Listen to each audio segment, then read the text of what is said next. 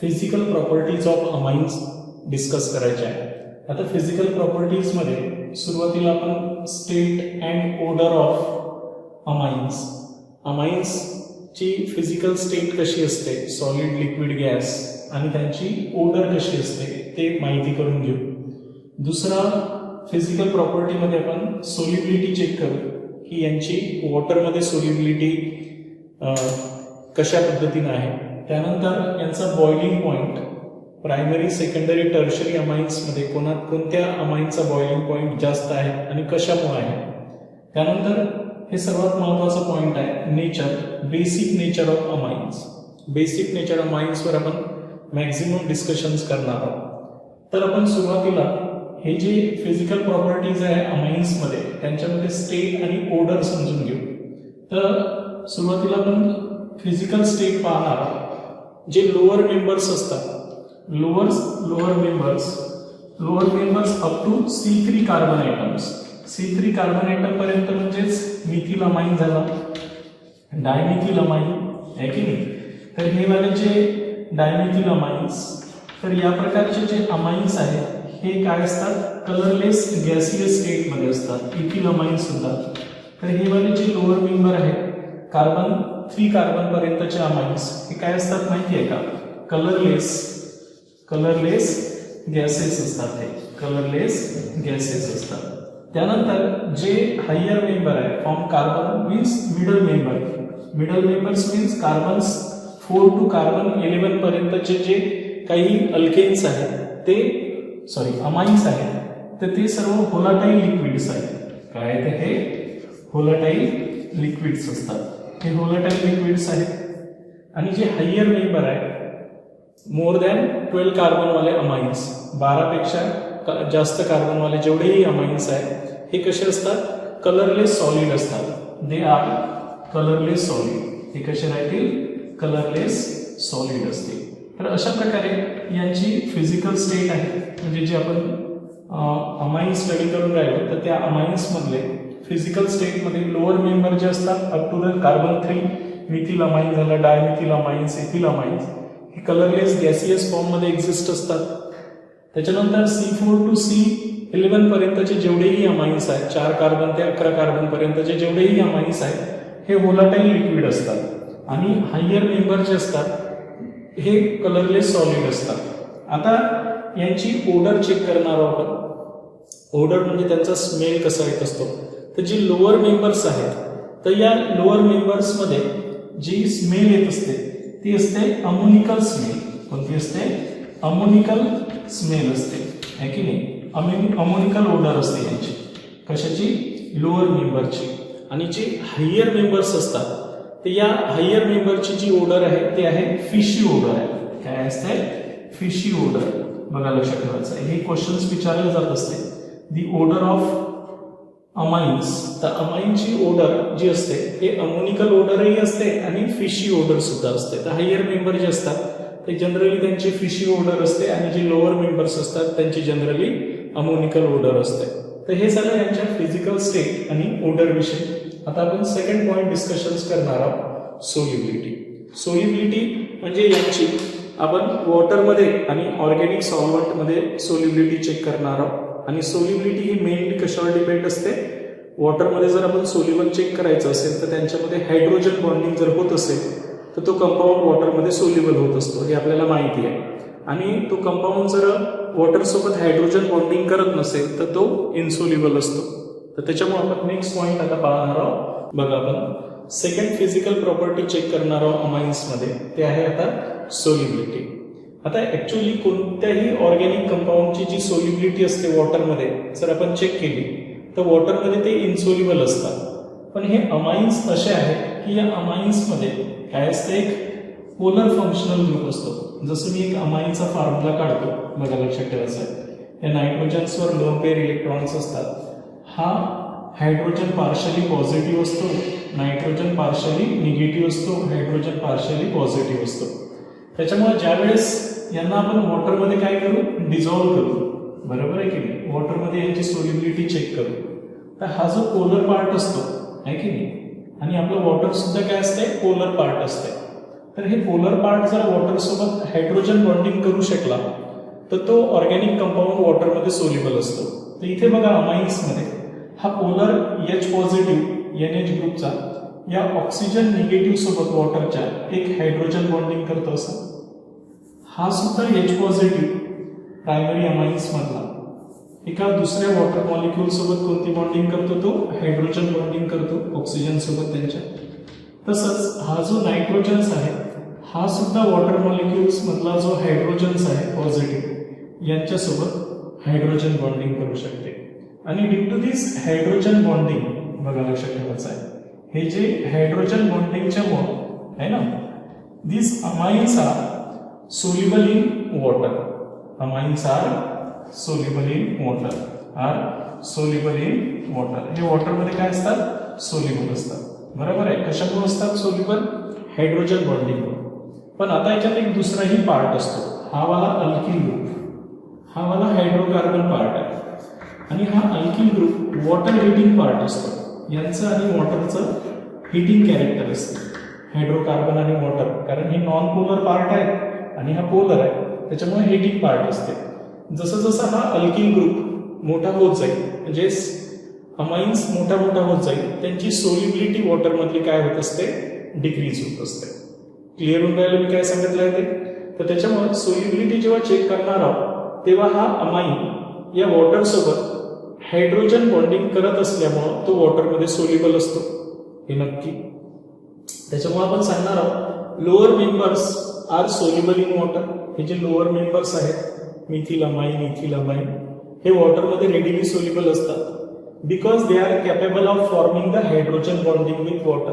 Water सोबत ते hydrogen bonding करत असतात. बट द सोल्युबिलिटी डिक्रीजेस, पण यांची सोल्युबिलिटी काय होत जाते, डिक्रीज होत असते विथ इन्क्रीजिंग मॉलिक्युलर वेट. जसं जसं हे अमाइन्स मोठा मोठा होत जातो, जसं मी जर तुम्हाला सोल्युबिलिटीमध्ये विचारलं असतं तर हा जर मिथिल अमाइन घेतला असता आपण, तर यांची सोल्युबिलिटी सर्वात जास्त राहिली असती वॉटरमध्ये, आहे की नाही. त्याच्यानंतर इथिल अमाइनची सोल्युबिलिटी त्याच्यापेक्षा थोडीशी कमी असते.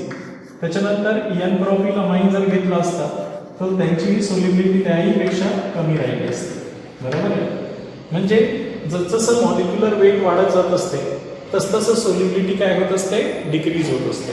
त्याचं कारण आहे की हा जो अल्किल ग्रुप आहे हा वॉटर हिटिंग पार्ट आहे. काय आहे, water hating part. Alkyl group जसं जसं इन्क्रीज होईल तसतसं हायड्रोफोबिक नेचर, त्याला कोणतं नेचर म्हणत असतो आपण, हायड्रोफोबिक. वॉटर सोबतचं जे हिटिंग नेचर असतं हे इन्क्रीज होत जाईल जसं जसं हे अल्किल ग्रुप वाढत जाईल. आणि त्याच्यामुळं solubility goes on decreases. Solubility काय होत असते, डिक्रीज होत असते. Therefore, the higher members of amines containing 6 or more than 6 carbon atoms. बघा लक्षात ठेवायचं आहे.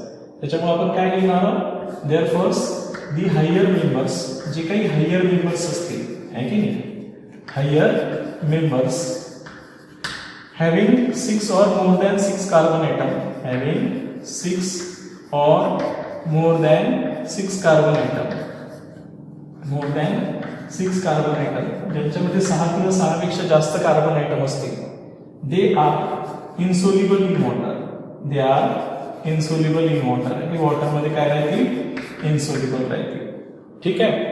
नेक्स्ट आपण जरा ॲरोमॅटिक अमाइन्सचा विचार केला. हे तर झाले तुमचे ॲलिफॅटिक अमाइन्समध्ये मॉलिक्युलर वेट जर इन्क्रीज होत असेल तर त्यांची वॉटरमधली सोल्युबिलिटी डिक्रीज होत असते. सर्वात पहिल्यांदा तर आपण वॉटरमध्ये हे का सोल्युबल होत असते हे लक्षात आलं पाहिजे की कोणताही अमाइन्स असू द्या, ते जर वॉटरसोबत हायड्रोजन बॉन्डिंग करत असेल तर तो वॉटरमध्ये काय होत असतो, सोल्युबल होत असतो. आता आपल्याला कंपॅरिझन करायचं आहे की प्रायमरी, सेकंडरी आणि टर्शरी अमाइन्समध्ये. तर तुम्ही जर प्रायमरी, सेकंडरी आणि टर्शरी अमाइन्सचं कंपॅरिझन केलं तर तुमच्या लक्षात येईल की प्रायमरी अमाइन्स, सेकंडरी अमाइन्स किंवा टर्शरी अमाइन्समध्ये कोणता अमाइन्स हा मोर सोल्युबल राहील आणि कशामुळे. मी आता सांगितलंय की solubility in water depend upon the extent of hydrogen bonding. ठीक आहे. त्याच्यामुळे आपण सेकंड पॉइंट मध्ये इथे सांगणार आहोत की आयसोमरिक अमाइन्स, जे आपले आयसोमरिक अमाइन्स आहेत, आहे ना, आयसोमरिक अमाइन्स. आयसोमरिक अमाइन्स मध्ये आपण यांची सोल्युबिलिटी चेक करणार आहोत. आयसोमरिक अमाइन्स मध्ये मी जर आता प्रायमरी अमाइन्स घेतला तर प्रायमरी अमाईनचा फॉर्म्युला सर्वांना माहिती आहे. सपोज मी प्रायमरी अमाईन्समध्ये तुमचा N-प्रोपिल अमाईन घेतलाय, बघा लक्षात ठेवायचं आहे, किंवा आपण जनरलही घेऊ शकतो, असं काहीच नाही. एक सारखेच अमाईन्स असेल आयसोमरिक म्हटल्यावर. तर एक प्रायमरी अमाईन्स घेतला आपण. प्रायमरी अमाईन्समध्ये तुम्हाला फॉर्म्युला माहिती आहे, या नायट्रोजन्सला 2 हायड्रोजन असतात, आहे की नाही. त्याच्यानंतर सेकंडरी अमाईनचा जर विचार केला आपण तर 2 अल्किल ग्रुप नायट्रोजन्सला अटॅच असतात आणि एकच हायड्रोजन्स या नायट्रोजनला अटॅच असतो. आणि टर्शरी अमाईनचा जर विचार केला तर टर्शरी अमाईन्समध्ये नायट्रोजन्सला 3 अल्किल ग्रुप अटॅच असतात, हायड्रोजन नसतेच. त्याच्यामुळे आता आपण यांचं जर वॉटरमध्ये सोल्युबिलिटी चेक केली तर यांची सोल्युबिलिटी कशावर डिपेंड आहे म्हटलं, हे हायड्रोजन बॉन्डिंगचं एक्सटेंडिंग किती आहे याचं. More the extent of hydrogen bonding, more the solubility, हे लक्षात ठेवायचं. In isomeric amines the solubility depend upon, हे सोल्युबिलिटी जी असते, सोल्युबिलिटी आपण जे चेक करत असतो, सोल्युबिलिटी डिपेंड्स अपॉन, कशावर डिपेंड्स राहणार आहे आयसोमरिक अमाईन्समध्ये, extent of hydrogen bonding, extent of hydrogen bonding. त्यांच्यामध्ये एक्सटेंट ऑफ हायड्रोजन बॉन्डिंग किती होते तर त्यांच्यावर यांची काय डिपेंड असते, सोल्युबिलिटी डिपेंड असते. ठीक आहे.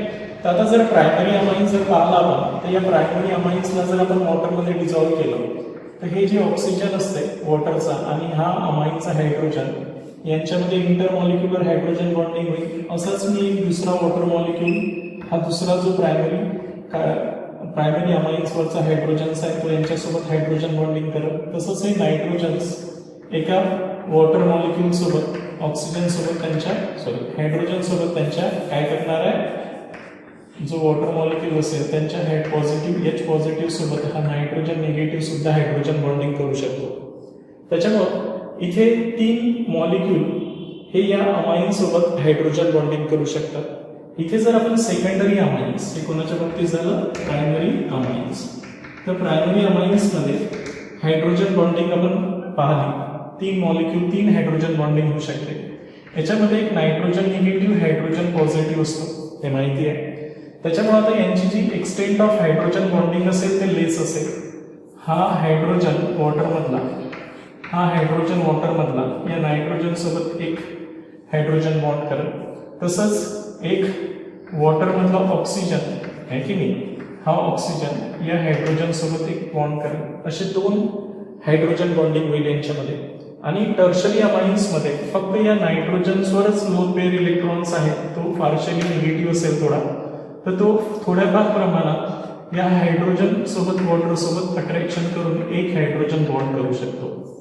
त्याच्यामुळं आपल्याला माहिती आहे की तुम्ही जर आयसोमरिक अमाईन्स घेतले, दॅट इज प्रायमरी अमाईन्स, तर प्रायमरी अमाईन्स मधला प्रायमरी अमाईनची जर सोल्युबिलिटी जी असते आयसोमरिक अमाईन्समध्ये, प्रायमरी अमाईनची जी सोल्युबिलिटी असेल ही मोर असेल दॅन सेकंडरी अमाईन्स. कोणापेक्षा, सेकंडरी अमाईन्सपेक्षा, R2NH, than tertiary amines, tertiary amines. त्याचं कारण तुमच्या लक्षात आलं असेल, the extent of hydrogen bonding goes on decreases.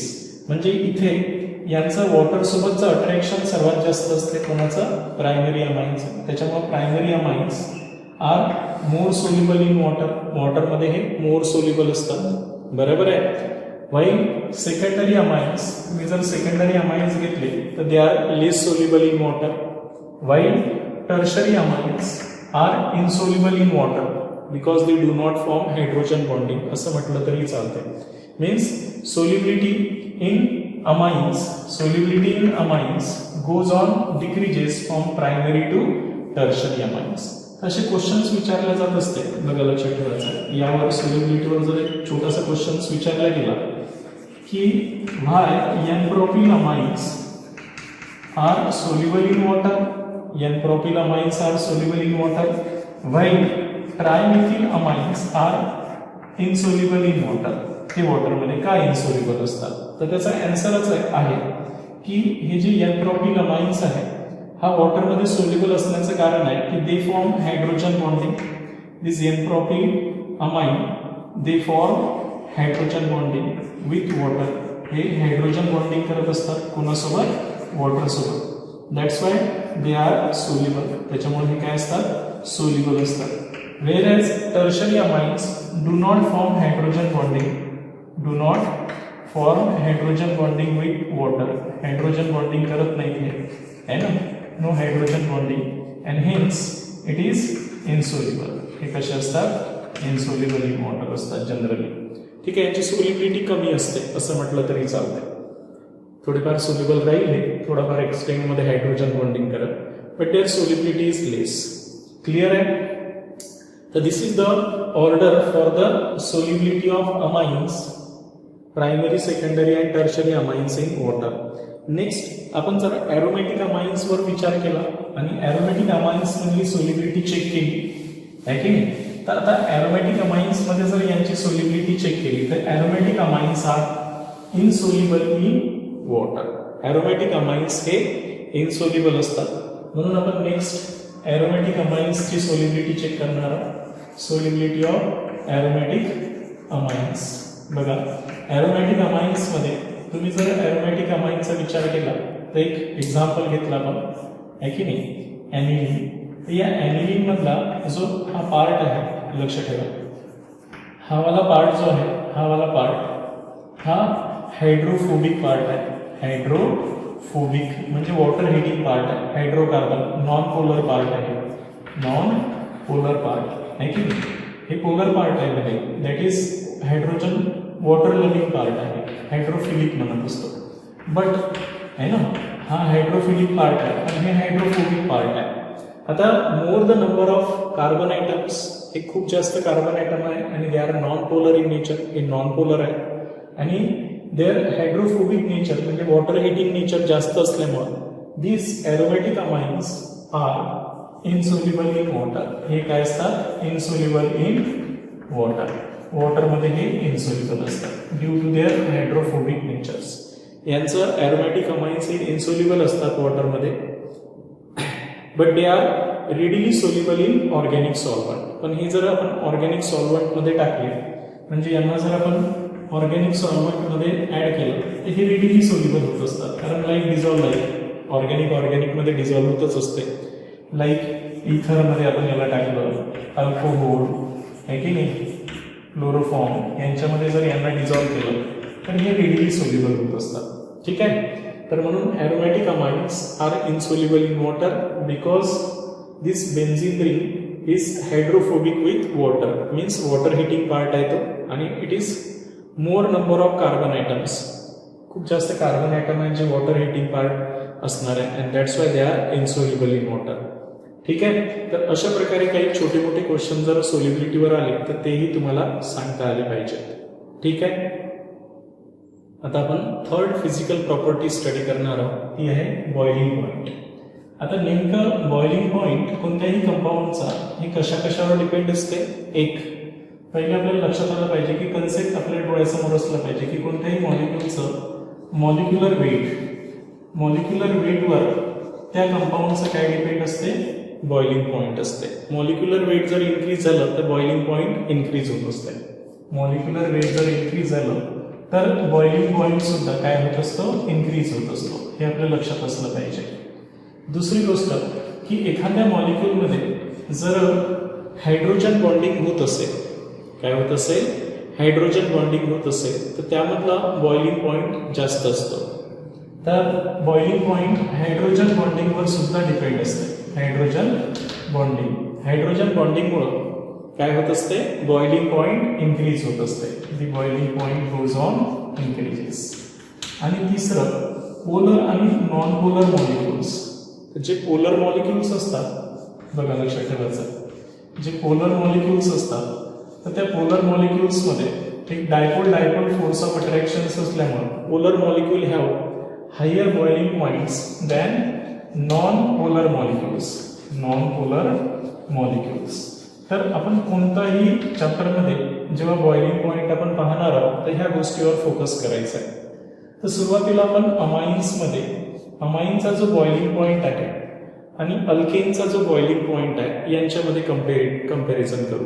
बघा लक्षात ठेवायचं आहे. तर amines have higher boiling points than alkane. Amines have higher boiling points, अमाईनचा हायर बॉइलिंग पॉइंट असतो दॅन अल्केन, का बरं असं असेल आहे की नाही?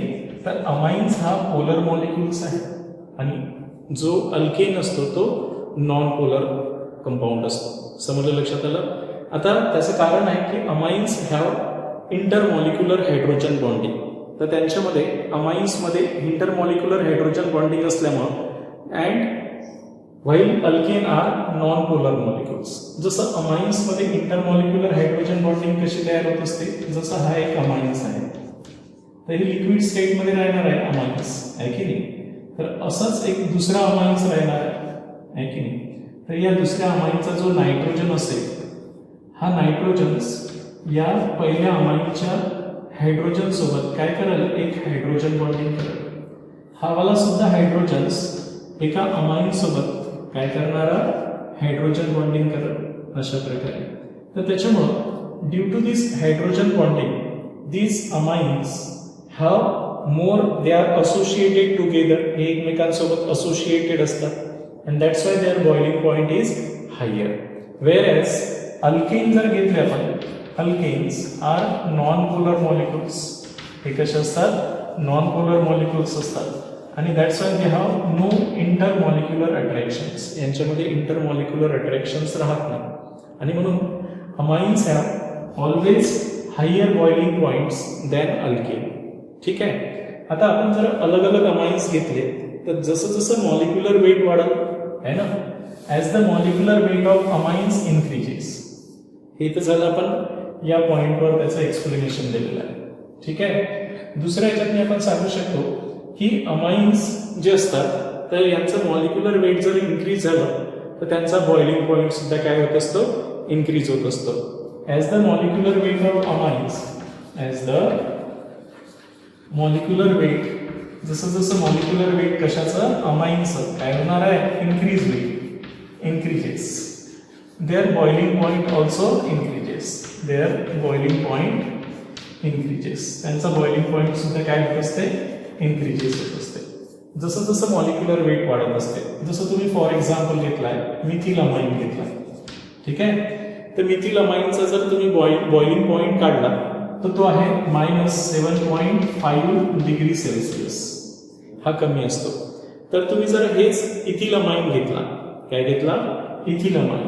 बघा इथिल अमाईनचा बॉइलिंग पॉइंट जर तुम्ही चेक केला तर जसंही मॉलिक्युलर वेट इन्क्रीज होईल तसतसा बॉइलिंग पॉइंट काय होत जाईल, वाढत जाईल. 70 डिग्री हा तुम्हाला भेटेल. बरोबर आहे. त्यानंतर तुम्ही जर एन-प्रोपिल अमाईन्स घेतला, काय घेतलाय, एन-प्रोपिल अमाईन्स, तर याचं मॉलिक्युलर वेट याच्यापेक्षा जास्त असेल. कार्बनची संख्या वाढली म्हणजे मॉलिक्युलर वेट काय होत असते, इन्क्रीज होत असते. आणि यांचा जर बॉइलिंग पॉइंट आपण चेक केला आहे ना, तर यांचा जर बॉइलिंग पॉइंट चेक केला तर तो भेटतो आपल्याला 43, किती आहे, 43 डिग्री सेल्सिअस. आणि तुम्ही जर एन-ब्युटिल अमाईन्स घेतला तर त्याचा 78, काय घेतला आपण, एन-ब्युटिल अमाईन जर घेतला आपण, या एन-ब्युटिल अमाईनचा बॉइलिंग पॉइंट तुमचा 78 डिग्री आहे. याचा अर्थ as the molecular weight goes on increases, जसं जसं मॉलिक्युलर वेट काय होत असते, इन्क्रीज होत असते है ना. Molecular weight increases, the boiling point also increases.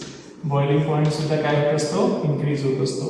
त्याचं कारण असते की their van der Waal force of attraction also increases. त्यांचं जे व्हॅन-डर-वाल फोर्स ऑफ अट्रॅक्शन असते ते इन्क्रीज होत असते आणि म्हणून अमाईन्समध्ये जसंही मॉलिक्युलर वेट इन्क्रीज होत असते तसं त्यांचा बॉइलिंग पॉइंट सुद्धा काय होतो, इन्क्रीज होतो. तर आता नेक्स्ट आपल्याला आयसोमरिक अमाईन्समध्ये सांगायचं आहे. तर आयसोमरिक अमाईन्समध्ये प्रायमरी अमाईन जर असेल तर त्यांचा बॉइलिंग पॉइंट जास्त असतो than secondary than tertiary. Third आपण कोणाचं सांगणार आहोत, आयसोमरिक अमाईन्स. बघा लक्षात ठेवायचं आहे.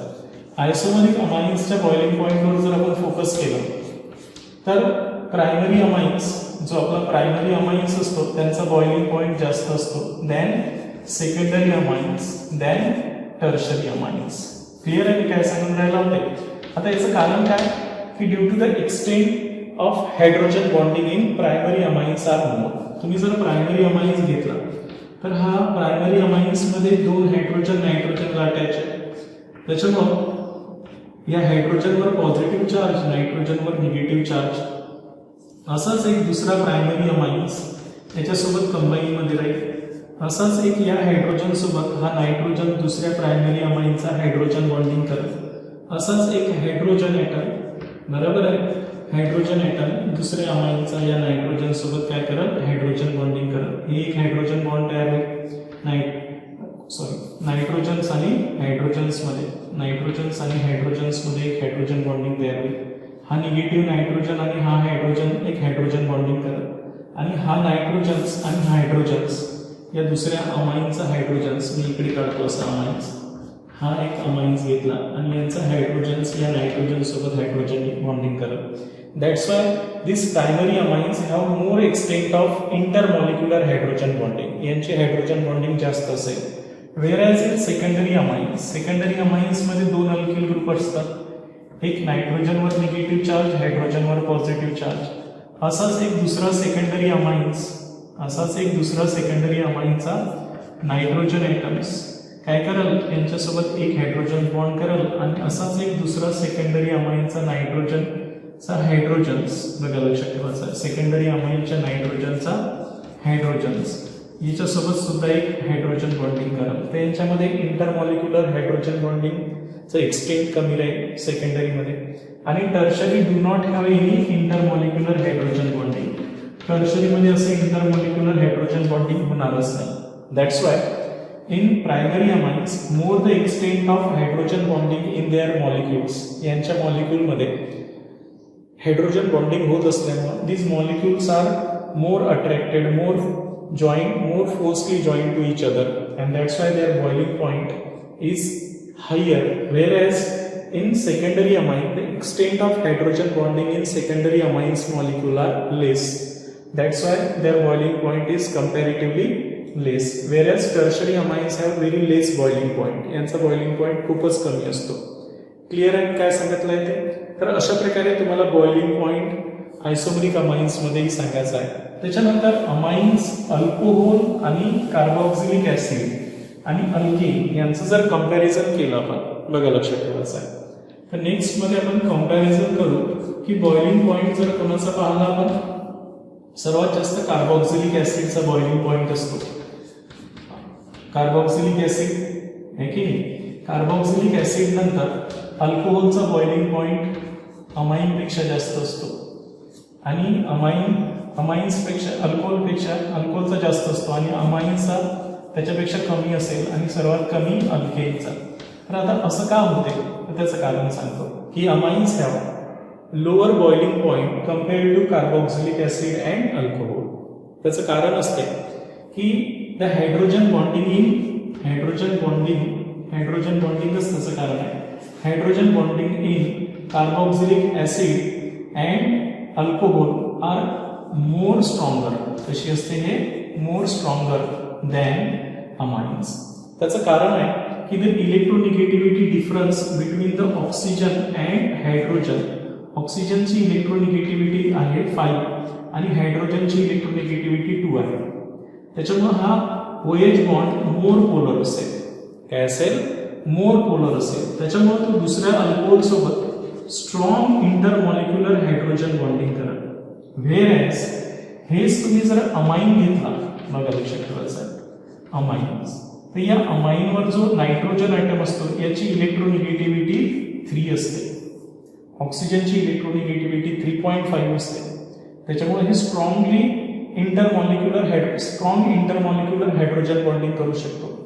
याच्यामध्ये हा लेस पोलर असतो, हा नायट्रोजन निगेटिव्ह, हायड्रोजन पॉझिटिव्ह, कारण यांच्यामध्ये नायट्रोजनची इलेक्ट्रोनिगेटिव्हिटी ऑक्सिजनपेक्षा कमी असते आणि त्याच्यामुळं ही जेव्हा दुसऱ्या अमाइन सोबत कंबाईन होणार आहे, तर दुसऱ्या अमाइन सोबत जेव्हा हे कंबाईन होत असते नायट्रोजन सोबत, तर यांची जी एक्सटेंट ऑफ हायड्रोजन बॉन्डिंग असेल हे वीकर असेल as compare to weaker hydrogen bonding असेल, आहे की नाही, because of the less difference in electronegativity.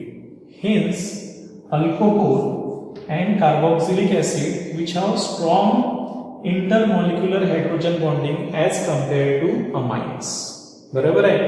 Because the OH polar bond म्हणजे OH is more polar bond than NH bond because of the large difference in electronegativity between oxygen and hydrogen as compared to nitrogen and hydrogens, and that's why the boiling point order is carboxylic acid have strong intermolecular hydrogen bonding, that's why their boiling point is high, whereas alcohol also have strong intermolecular hydrogen bonding than amines, that's why alcohol have more boiling point, whereas alkane have no intermolecular hydrogen bondings, that's why amines have higher boiling point than alkane.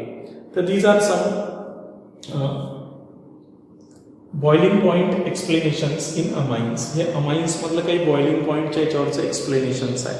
तर असेच काही तुम्हाला example जर दिले असते तर त्या एक्झाम्पलवरून तुम्ही सांगू शकता की यामध्ये कोणाचा बॉइलिंग पॉईंट जास्त असेल आणि कोणाचा बॉइलिंग पॉईंट कमी असेल. तर जसं मी प्रायमरी सेकंडरी टर्शरी अमाइन्समध्ये जर मी तुम्हाला एक एक्झाम्पल दिलं आणि विचारलं असतं की यांचा बॉइलिंग पॉईंट किती असायला पाहिजे म्हणजे कोणाचं जास्त किंवा कमी, आपल्याला पाठ नाही करायचा आहे की तो किती आहे म्हणून. फॉर एक्झाम्पल जर तुम्ही एन्ट्रोपिल अमाइन घेतला, एक एन्ट्रोपिल अमाइन प्रायमरी अमाइन्स आहे, माहिती आहे तुम्हाला 1 डिग्री अमाइन्स, ठीक आहे.